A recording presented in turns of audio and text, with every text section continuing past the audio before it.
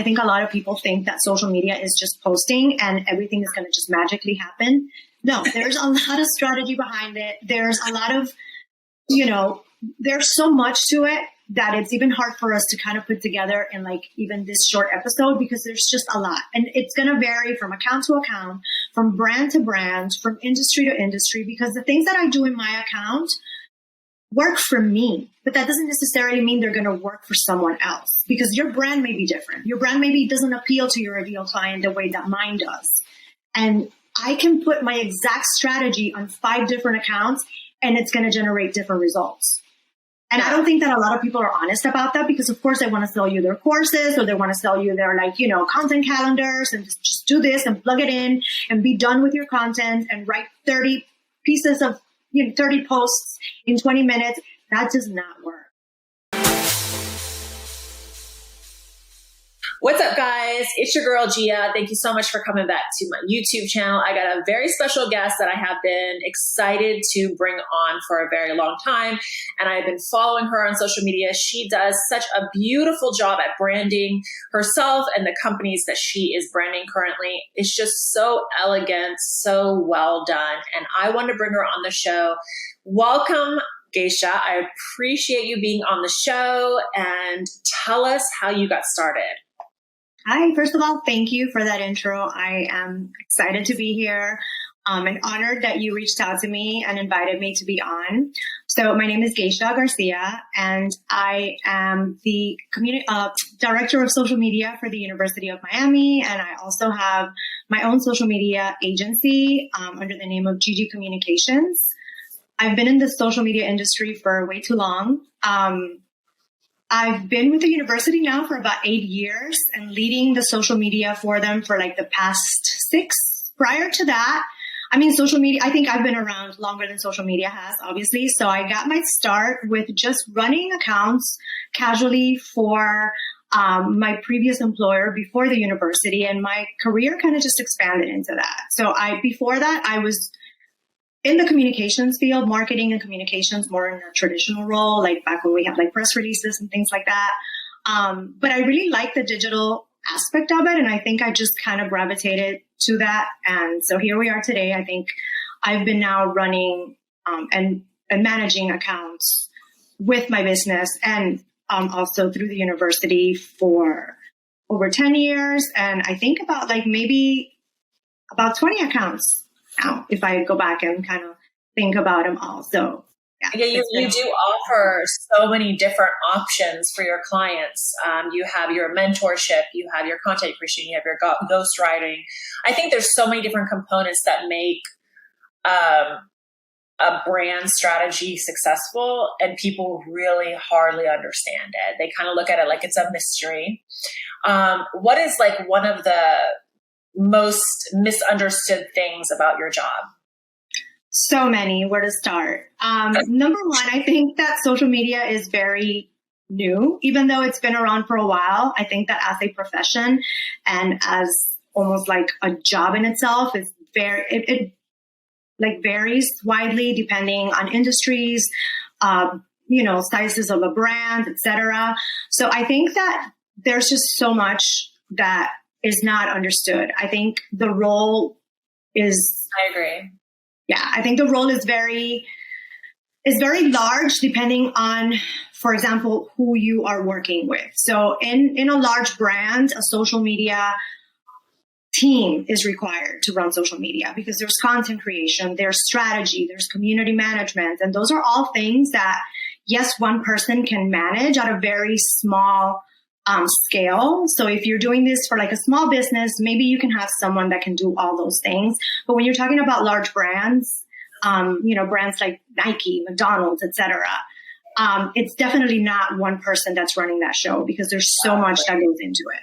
And I personally don't even agree with having one person to do everything, even when it is a small brand, because there's going to be specific things each individual is going to be passionate about and good at. And each one of those elements, let's say Instagram alone, takes so much knowledge and skill to understand the ever changing, everything that goes along with that.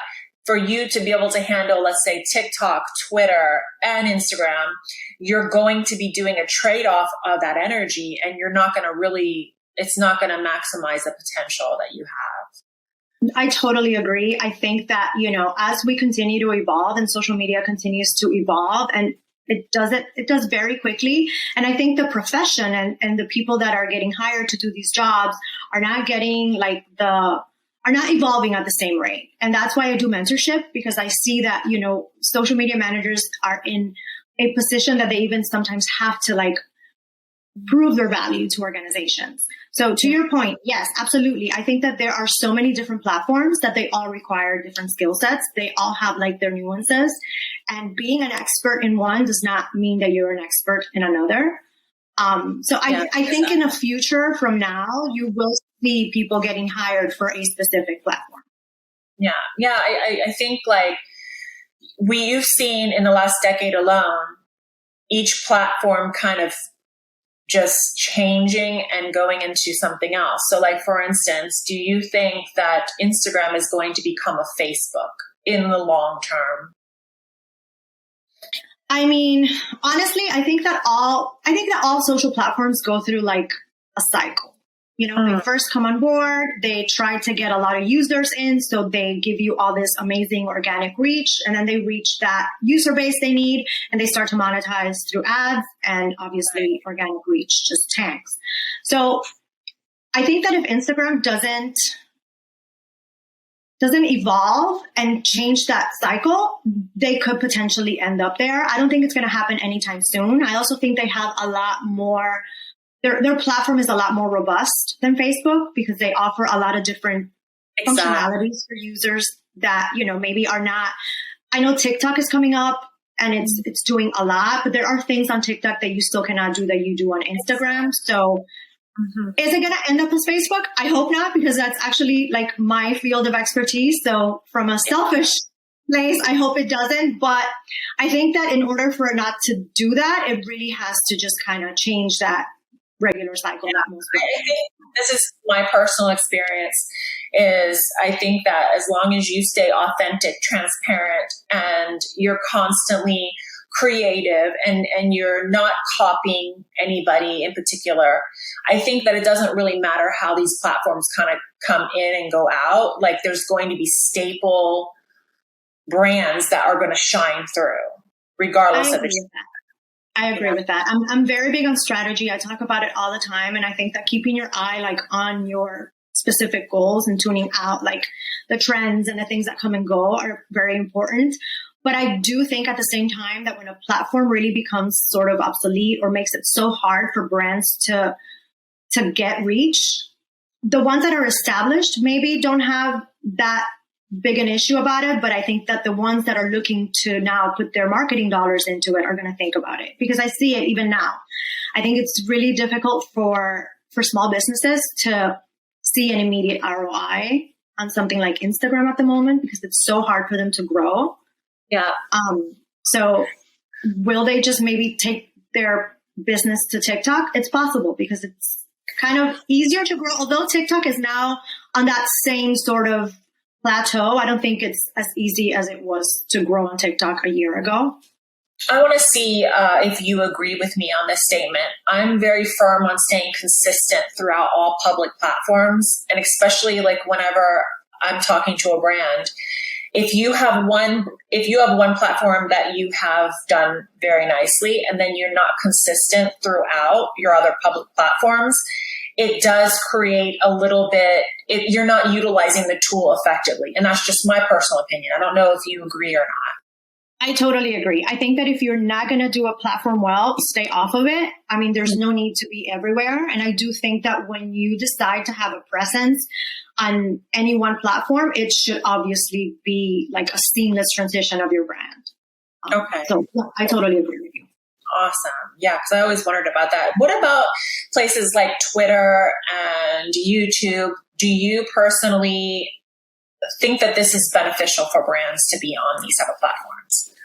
I think that it's only beneficial for brands to be on platforms where they have a specific goal and where their audience is. So Twitter, for example, is a very media heavy platform. So obviously things, brands like BuzzFeed or, New York Times, obviously that's where they thrive.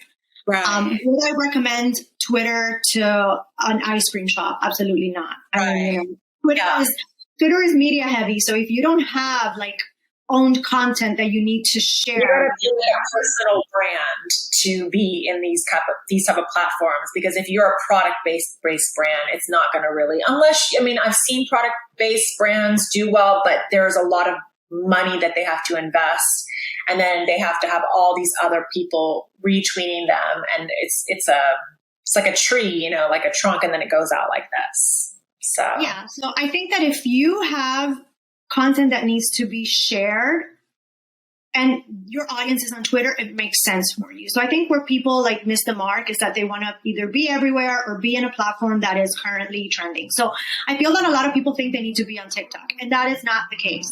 You don't necessarily have to be on TikTok. Maybe your audience is on Instagram, even though it's maybe not the app of choice at the moment.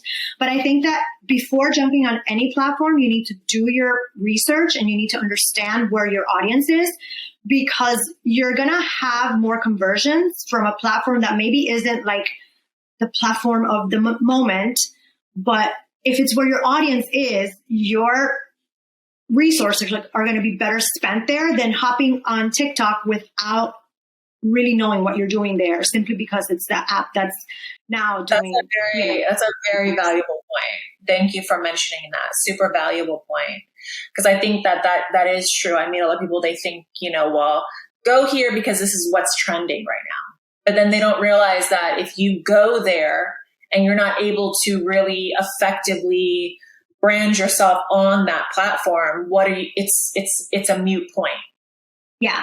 And I mean, and I love the fact that people think social media is free. Getting on it is free. Yeah. But creating the strategy and sustaining that strategy and creating the assets and the content needed to execute it, that's definitely not free.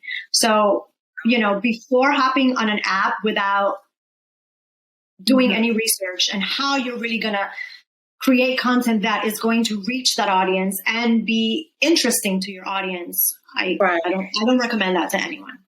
Exactly. So my next question, this leads me into my next question.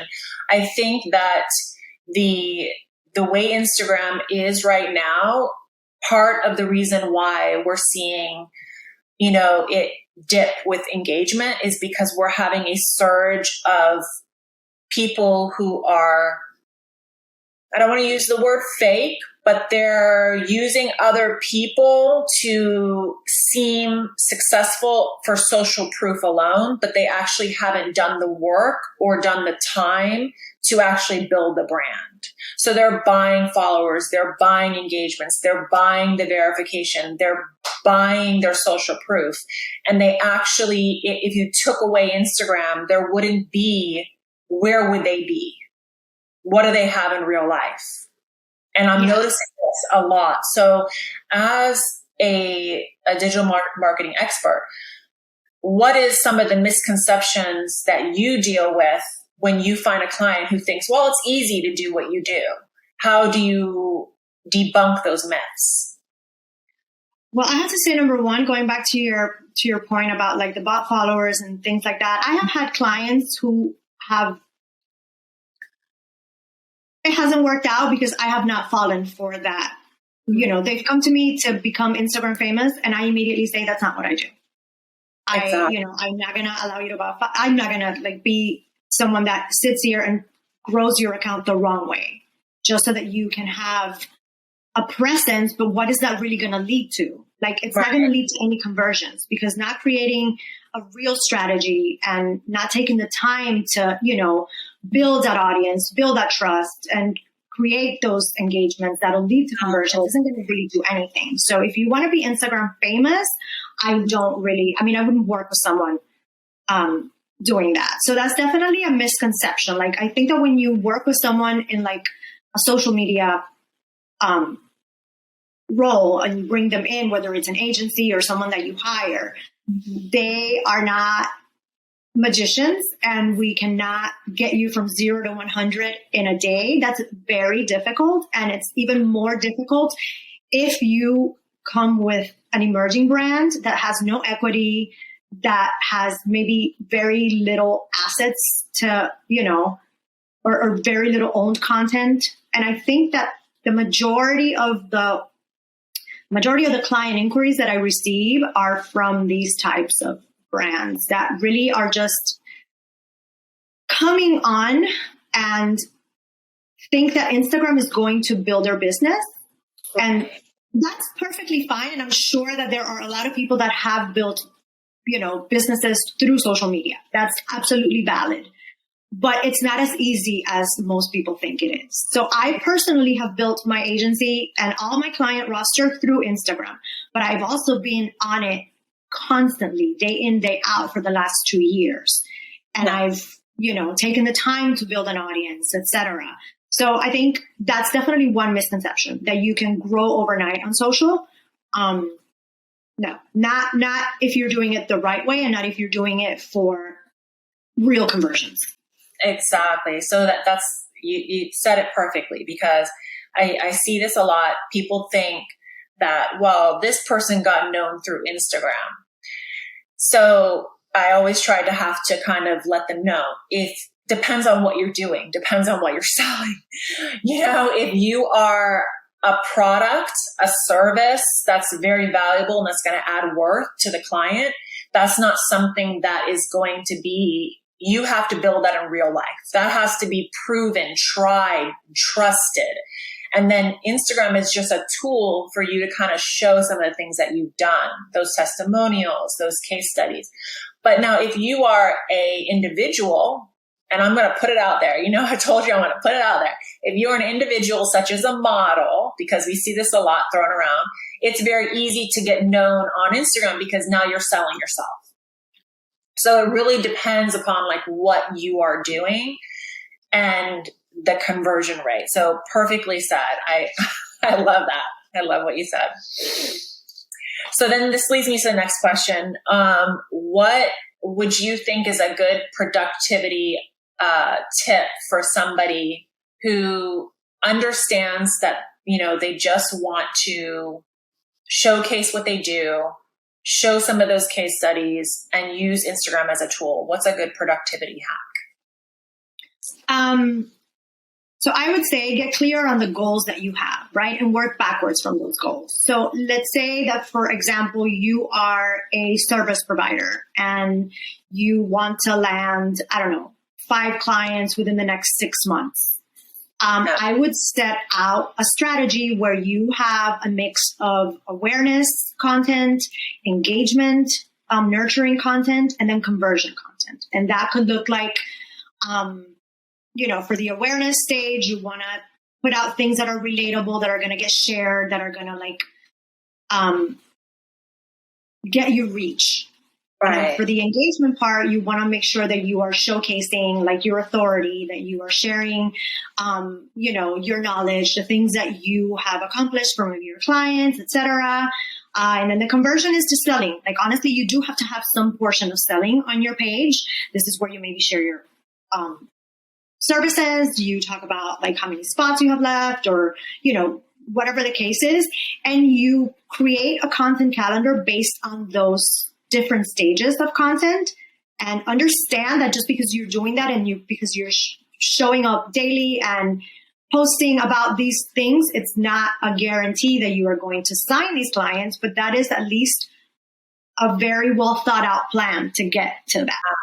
Yeah, I agree. I think like for my viewers, so that they can kind of understand, I'll put what you just said. So it's important that any brand, new, big or small, that they have enough content creation that they have built to create a schedule for your posts, so that you are not just putting, for instance, all ads on your page, or, all pictures of your dogs, or you have to intermingle your personality, what you do, specials that you have going on if you're providing a product or service.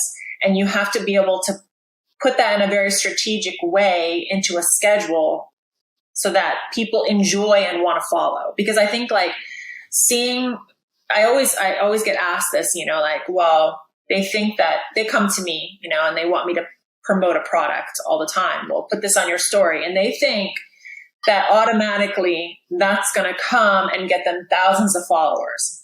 And I have to sometimes tell these people, I can't take you as a client. I don't care if you want to pay me. I'm not going to take your money. It's not going to be, you're going to be wasting your money, because I'm looking at your page and you do not have your content and your pages set up to retain that viewer. So they're going to come to your page and they're going to be like, well, what is this? I don't even know what they're selling. There's no call to action. There's nothing here telling me what they're offering. And then you lose them. You don't even get them. I agree. Yeah. I think that one thing that I always tell people is, before you push out a piece of content, what is it doing for you?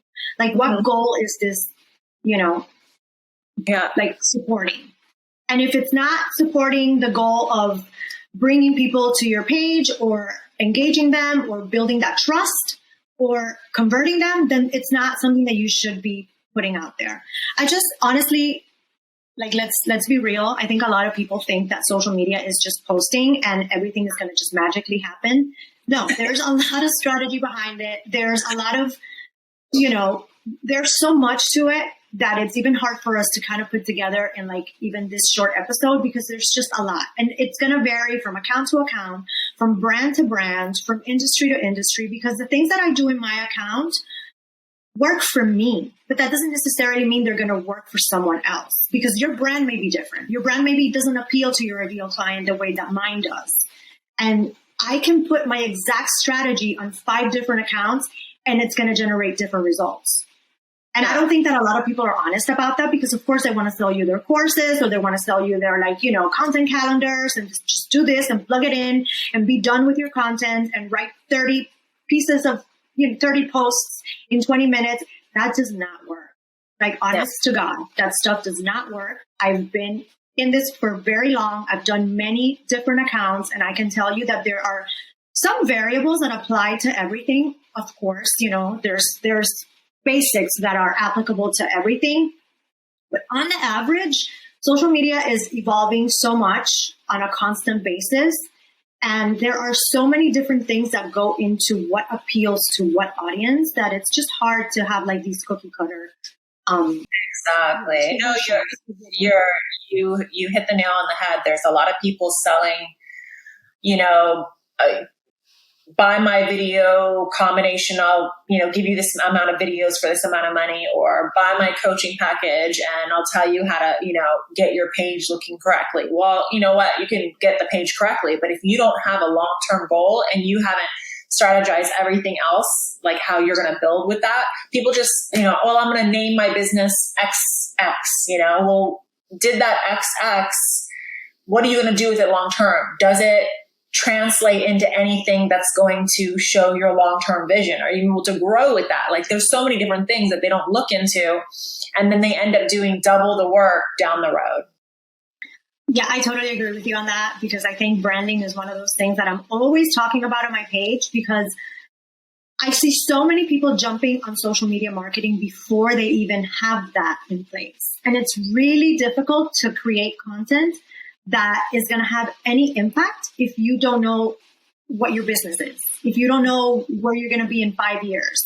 So, if you can't summarize your business to someone in like 30 seconds and know exactly who you're trying to attract, you can hire any social media agency manager that you want, but it's going to be very difficult for them to drive any message home, because you don't have the message down pat. You know what I mean? Like, that part of it, I think, is foundational, and you are wasting money if you're just getting on Instagram and starting to learn like tips, tricks, and whatever the heck everyone else is trying to tell you, and how to set up your content calendar, etc. Don't do any of that if you don't have your offers in place, your brand in place, and who are you looking to bring into your audience? Exactly. So this leads me into the next question. You perfectly did it. What is the first step for anybody who wants to a new business? I want to brand myself online, digital marketing. What's my very first step? What would you recommend? So I think that digital marketing and social media in general can only amplify what your business is, right? It's gonna just make it bigger. So you need to know what your business is, and you need to make sure that, and I know this is hard because a lot of businesses don't have the means to work with like a brand strategist, etc. But the problem is that social media is sort of like a playing field that everyone is in. So you're going to come in with your business that has absolutely no branding, no visual identity, no messaging really like fleshed out, and you're going to be competing against other people who have all of these things in place.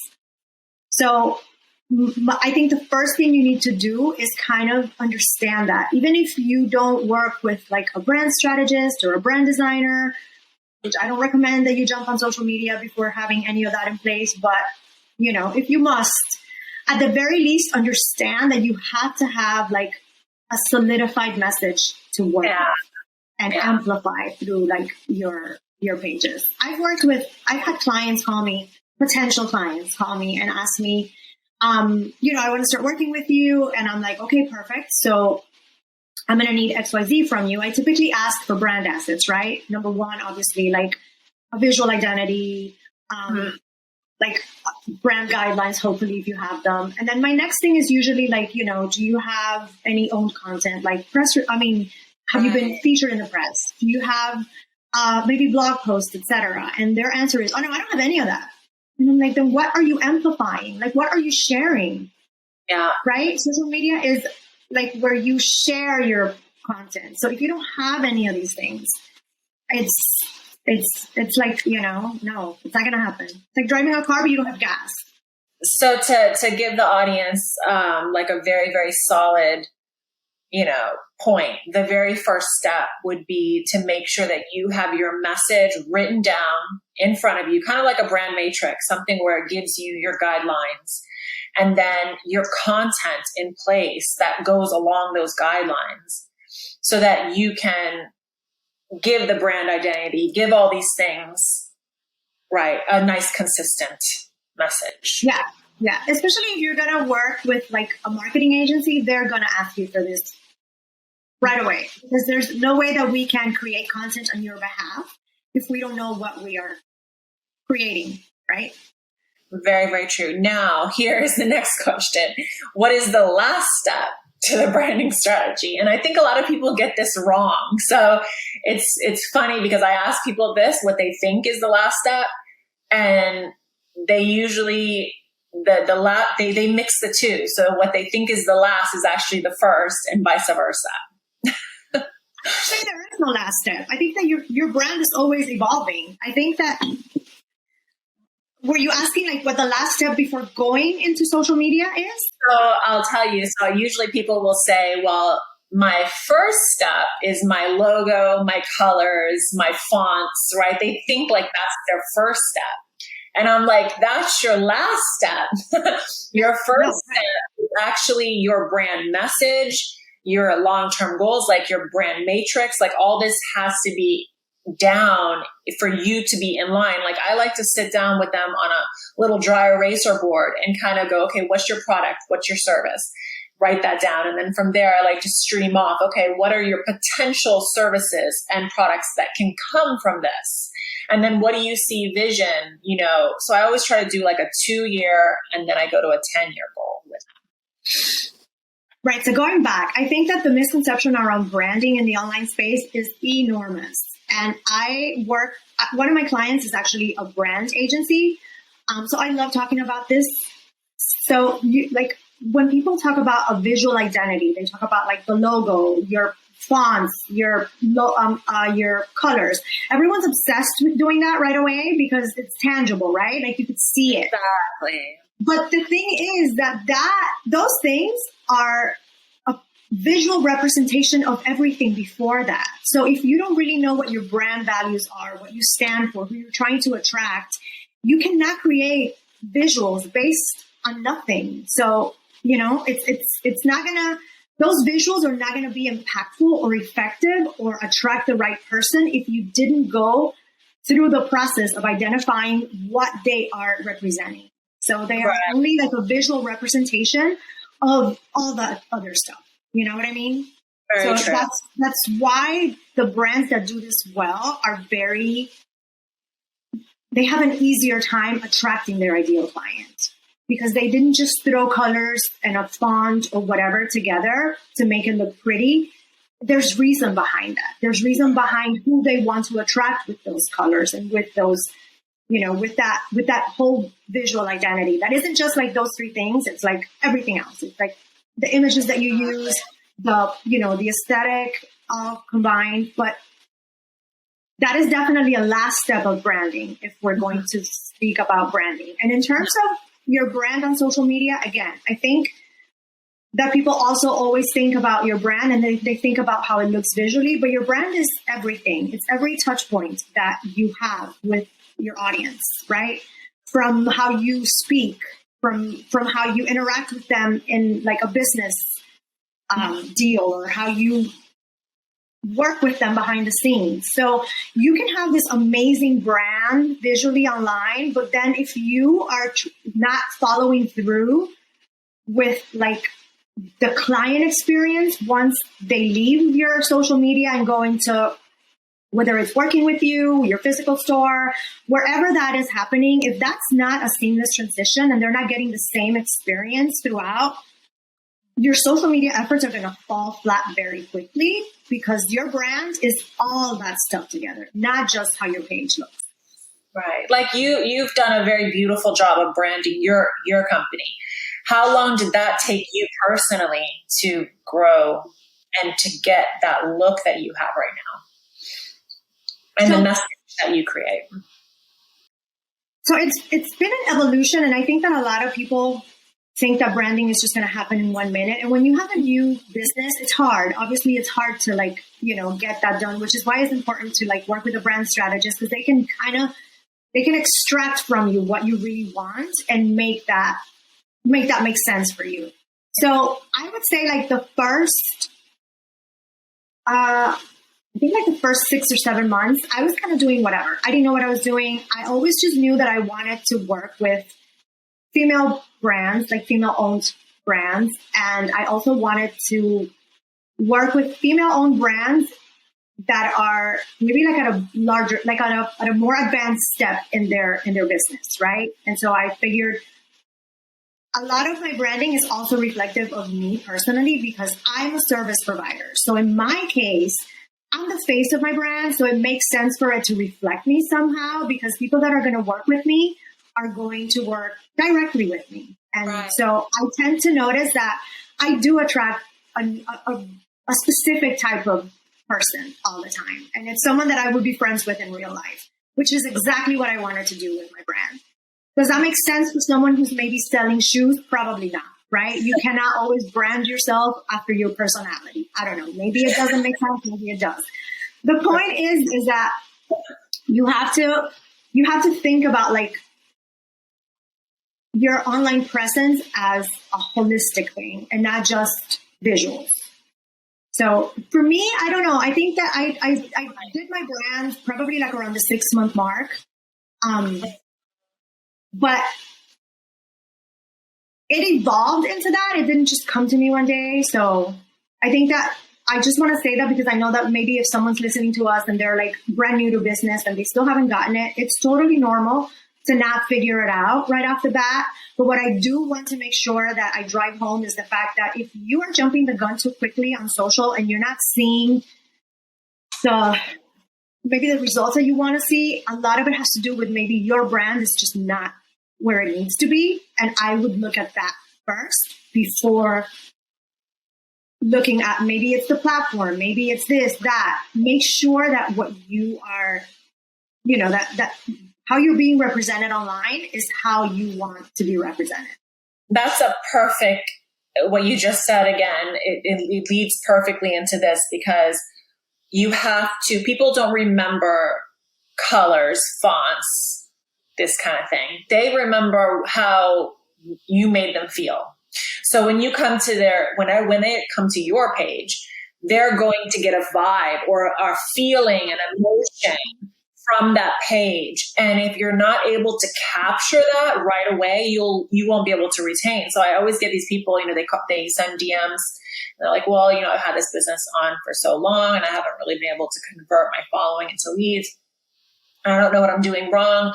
One of the very first things I do is go to their platforms. I go to their platforms and I get an idea of what they're doing currently. And if they don't have something that stands out, that differentiates them from others, right off the bat, like what you said. And it's tricky because there's this fine line of being a perfectionist and not putting out enough content because you want to be too perfect. And then having that other side of the balance coin where you got to sometimes just go with it and then learn and tweak as you go. So it's that fine, little balance. I think that becomes a lot easier once you really know what your brand stands for. And what you said is perfectly, like you worded it great. It's a vibe. It's a vibe that you get from like a brand. So for example, when you think Apple, I don't even know what fonts they use. I don't know. I just know that when I think Apple, I think elevated. I think technology. I think, cutting edge. When you think Tesla, I have no idea what the brand colors are, but I know that there's a certain, you know what I mean? There's a certain type of person that will drive a Tesla. And that's what you want to do with your brand. And that doesn't happen in a day and that doesn't happen right away, but it's something that you need to be really cognizant about and understand that your success on social media is very highly dependent on that. Absolutely. It sets the tone. And if you brand yourself incorrectly, to try to reverse that and change it's so hard. Is so hard. I mean, it can be done. It absolutely can be done. It just, you will have to have nerves of steel is the best way I can put it. So patience, because it takes a long time to change your audience perception. Absolutely. So we're getting down to that time. I know you gotta go, and I appreciate your time. And I have couple more quick fire questions for you. So this one is really important, and I want to stress this one. So many people think that they invest, right? Oh, I'm going to invest all this money. How am I going to have a return on my investment? And I think that this is one of those questions that I try to, and I would love your viewpoint. How can you get a return on the investment? Is it a return financially, or is there something else even better that it makes up for? So I think, to be honest, I think social media is the place where you build brand equity. And that's very difficult to measure in terms of your ROI, are the dollars coming back from social media? It's hard to tell. It's hard to pinpoint. And I've talked about social media and sales a million times. So again, going back to that brand vibe and that brand perception, social media is the place where you're going to build that day in and day out. It's the one platform that allows you to organically reach people, to organically engage with them.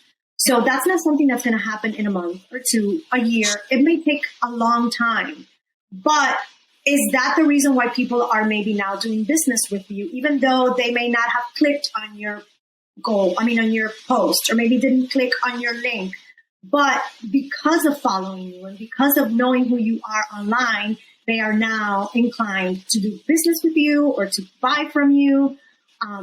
So is the ROI something that can be truly measured in terms of dollars? Is it tangible, or is it something else? Maybe not, but brand equity is extremely important when it comes to marketing, and when it comes to your bottom line. It's just maybe there's no direct correlation that can be shown to a client. And trust me, I struggle with this a lot because running a social media agency, I have to make these connections for clients, right?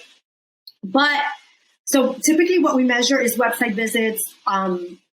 Right. If we're doing a specific campaign, did we get enough conversions, etc. But I think that on the whole, what you're really doing on social media is establishing brand equity.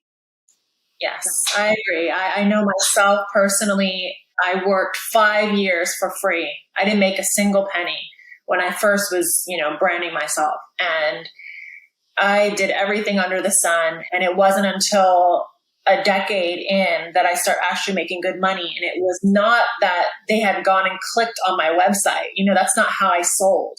I sold because I worked with this person on a job 5 years ago, and I made a connection from that person. And then they remembered me and said, hey, bring Gia on this job.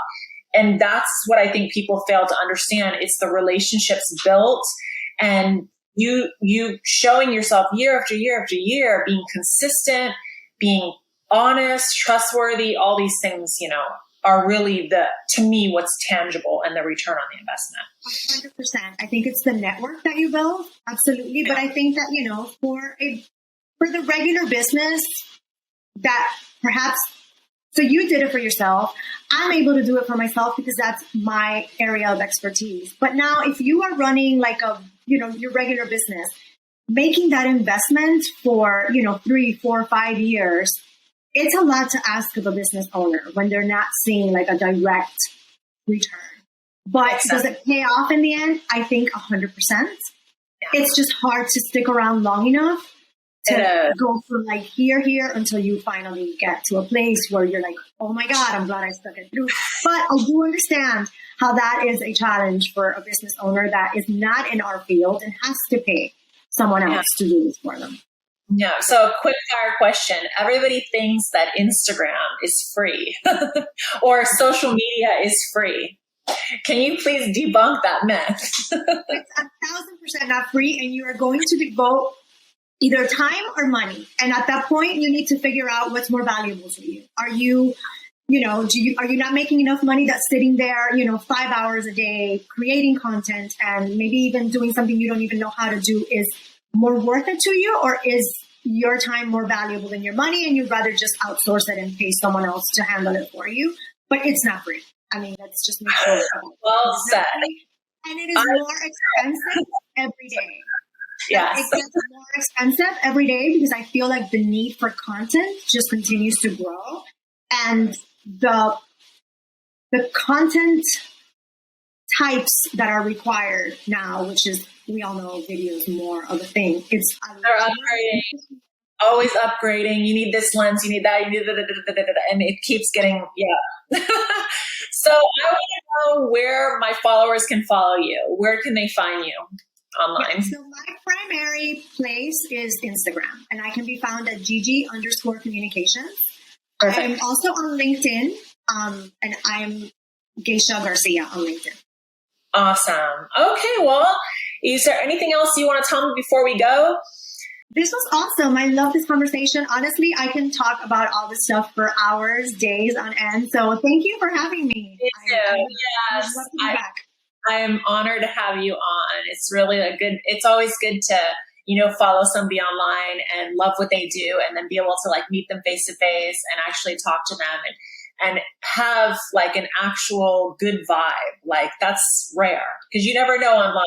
Fake or real, I'm talking about ROI. To me, that's the best type of ROI, right? Making genuine connections and getting to know real, like honest and good people. Exactly. So, okay. Well, I look forward to this episode coming out. I'm sure my viewers are going to love it. Thank you so much. Guys, we'll talk soon. Bye-bye.